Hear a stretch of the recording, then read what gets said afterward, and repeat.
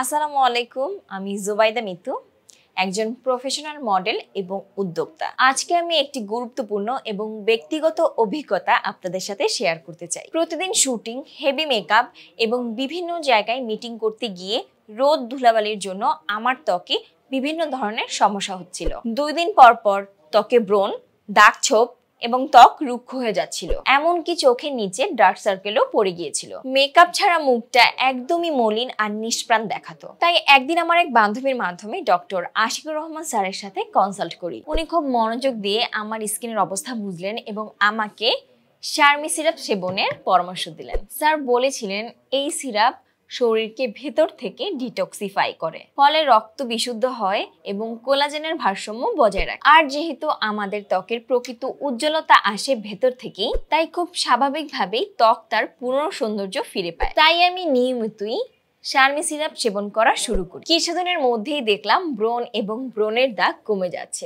যা এখন নাই বললেই চলে। চোখের নিচের ডার্ক সার্কেলও হালকা হয়ে গেছে, রোদে পোড়া দাগও অনেকটাই মিলিয়ে গেছে। আর সব থেকে অবাক করা ব্যাপার হলো আমার স্কিন কয়েক শেড ফর্সা এবং উজ্জ্বল হয়ে গেছে। আগে যেভাবে মেকআপ করতে হতো এখন অতটা দরকার হয় না। শুধু আমার না, আমার আঙ্কেলেরও মেস্তার পুরনো সমস্যা ছিল, সেও কিন্তু এই শার্মি সিরাপ সেবন করে দারুণ উপকার পেয়েছে।